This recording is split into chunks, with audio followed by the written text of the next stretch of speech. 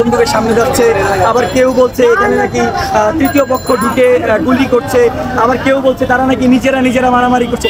মানে আসলে এগুলো অবাঞ্ছিত কথা ছাড়া আর কিছুই হতে পারে না। এগুলো সরকারের তরফ থেকে আরো জনগণকে, সাধারণ শিক্ষার্থীদের উস্কে দেওয়া, যার প্রতিশ্রুতিটা আজকে দেখতে পাচ্ছেন যে আজকে কিন্তু এখানে শুধু ছাত্র নেই, এখানে কৃষক, শ্রমিক, বুদ্ধিজীবী, শিক্ষক, ছাত্র ছাত্রী, সমাজসেবক, সমাজের সকল শ্রেণীর মানুষ কিন্তু আজকে এখানে এসেছে। আমাদের ইস্ট ওয়েস্ট ইউনিভার্সিটি এবং সম্মিলিত বেসরকারি বিশ্ববিদ্যালয়ের প্রোগ্রাম ছিল আমাদের রামপুরা, আমাদের ইস্ট ওয়েস্ট ইউনিভার্সিটির সামনে।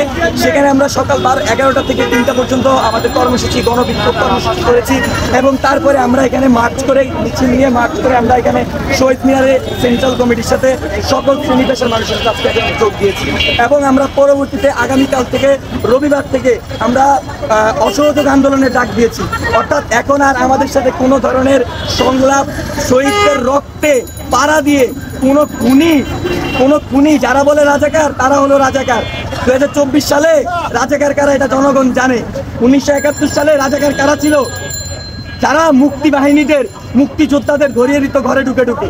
এখন কি হচ্ছে? ঘরে ঢুকে ঢুকে কাদের ধরিয়ে দিচ্ছে? ছাত্রদের ধরিয়ে দিচ্ছে।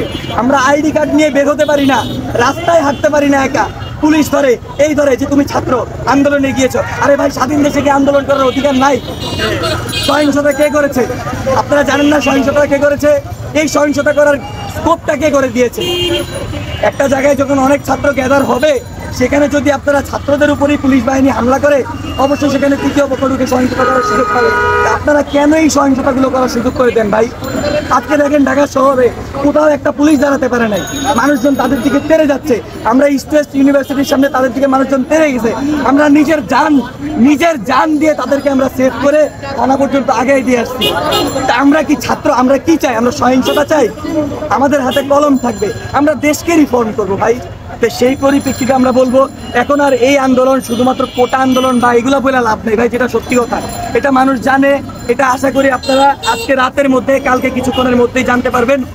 যেহেতু এখনো সম্মিলিত যে আমাদের কমিটি, সেন্ট্রালের কমিটি, সারা বাংলাদেশের সমন্বয়কদের যে কমিটি, তারা মিলে সিদ্ধান্ত নিবে পরবর্তী কর্মসূচিগুলো কি হবে।